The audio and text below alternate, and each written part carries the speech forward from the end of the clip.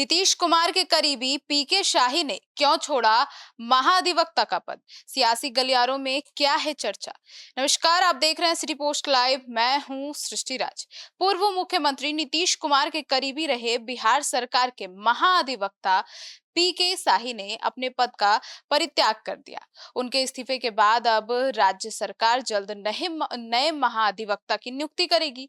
पीके शाही लंबे समय तक पटना हाई कोर्ट में बिहार सरकार का पक्ष रखते रहे हैं और इससे पहले नीतीश कुमार सरकार में शिक्षा मंत्री सहित कई महत्वपूर्ण जिम्मेदारियां भी निभा चुके हैं।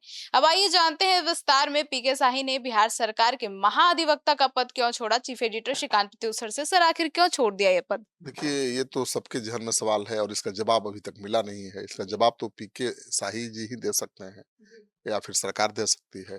दोनों तरफ से कोई प्रतिक्रिया नहीं आई है, लेकिन जो मेरे पास जानकारी है, उसके अनुसार उन्होंने स्वतः संज्ञान लेते हुए महाधिवक्ता पद से त्यागपत्र दे दिया है। हो सकता है कि वो असहज महसूस कर रहे होंगे। और देखिए, पीके शाही के लिए महाधिवक्ता का पद बहुत बड़ा पद नहीं है। वो बिहार के टॉप लॉयर हैं।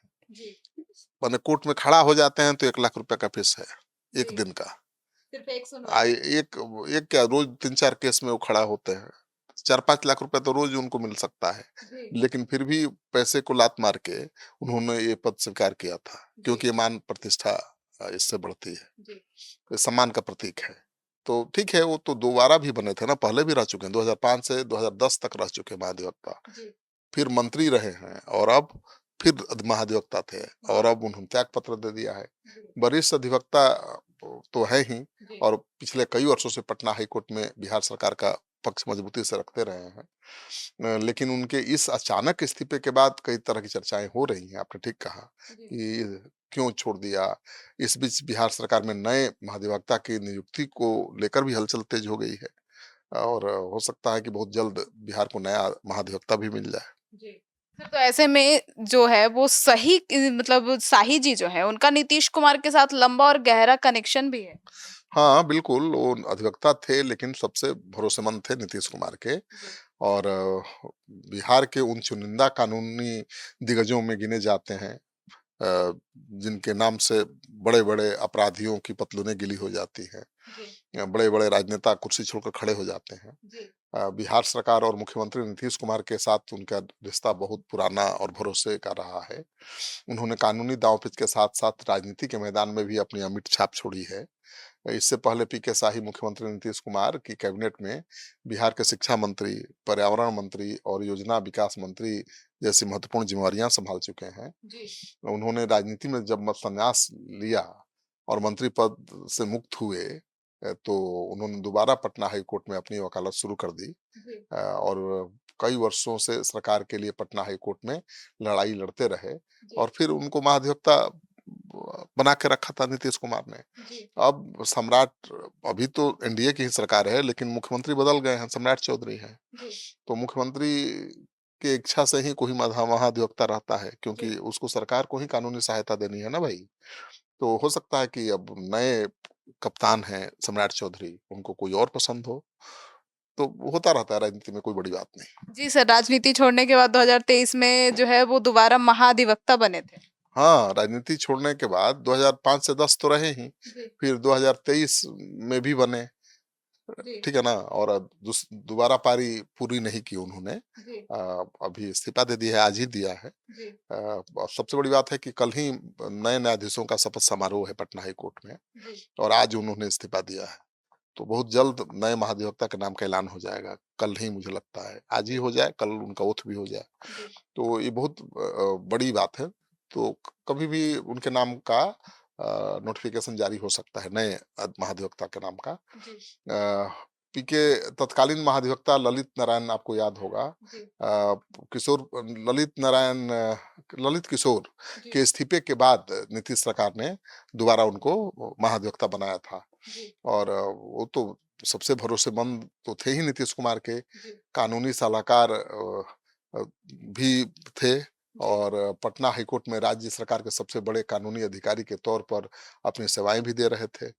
उनके कुशल नेतृत्व में राज्य सरकार ने अदालत में कई महत्वपूर्ण और जटिल लड़ाइयां भी जीती हैं।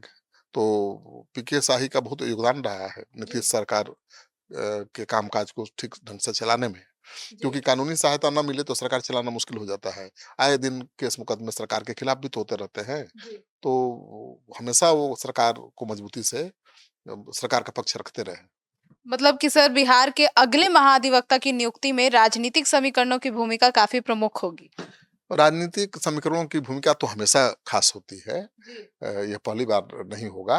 जी, देखिए, पहली बार ये ऐसा नहीं हुआ था जब पीके शाही को इतनी बड़ी संवैधानिक ज़िम्मेदारी मिली थी। जी, इससे पहले जब 2005 में भी वो पहली बार पूर्ण रूप से बिहार के मुख्यमंत्री नीतीश कुमार बने थे, तब भी पीके शाही ही राज्य के महाधिवक्ता थे। जी, वही बनाए गए थे। साल 2005 से लेकर 2010 तक महाधिवक्ता के रूप में उन्होंने शानदार काम किया। जी, 2010 में नीतीश कुमार के मंत्रिमंडल में पीके शाही को शिक्षा मंत्री, पर्यावरण और योजना जैसे विभाग की ज़िम्मेवारी दी गई। जी, नीतीश कुमार के बेहद करीबी रहे हैं।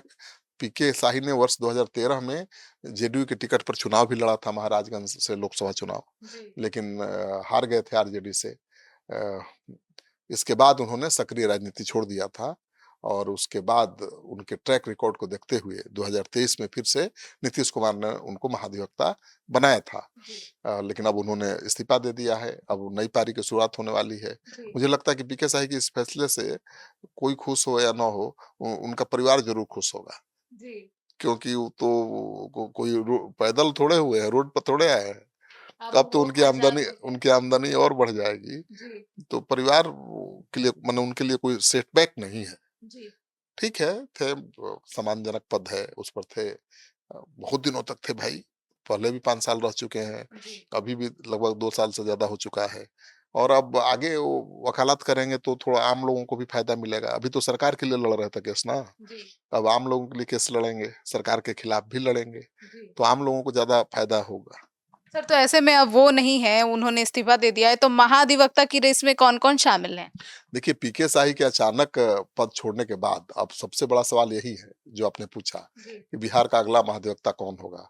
और जो सूत्र हैं उनके अनुसार राज्य का विधि विभाग नए एडवोकेट जनरल की नियुक्ति के लिए जुट गया है। जी, कई नामों पर विचार विमर्श चल रहा है और भारतीय संविधान के अनुच्छेद 165 के तहत जी, राज्यपाल द्वारा महाधिवक्ता की नियुक्ति की जाती है और उम्मीद है कि बहुत जल्द नए महाधिवक्ता के नाम की अधिसूचना जारी की जाएगी। जी, और रेस में पटना हाईकोर्ट के कई वरिष्ठ अधिवक्ता हैं, उनके नाम पर मंथन चल रहा है। जी, सबसे ऊपर सबसे आगे एसडी संजय हैं जी, और वाईपी गिरी भी रेस में शामिल हैं, जो जनसुराज से जुड़े हुए हैं। जी, हालांकि जनसुराज से अब उन्होंने दूरी बना ली है और सम्राट चौधरी के करीबी भी हैं। जी, सम्राट चौधरी भी बहुत भरोसा करते हैं। जी। तो अब देखना दिलचस्प होगा कि सम्राट चौधरी ज़्यादा किस पर दाँव लगाते हैं। मतलब इन्हीं दोनों का नाम चर्चा में। हाँ, एसडी संजय और वाईवी गिरी। जी, एसटी संजय तो अभी भी महत्वपूर्ण ज़िम्मेवारी सँभाल रहे हैं जी, भारत सरकार की। जी, तो हो सकता है कि 27 में उनका कार्यकाल पूरा हो रहा है। उसके पहले उनको महाधिवक्ता बना दिया जाए तो 5 साल तो और समय मिल जाएगा ना। जी। तो बहुत दिलचस्प मोड़ पर है महाधिवक्ता का पद। महाधिपति। तो सुना आपने, तो अब देखना होगा कि आखिर किनको मिलता है यह पद। आपकी क्या राय है महाधिवक्ता पद को लेकर? अपनी राय ज़रूर बताइएगा। धन्यवाद।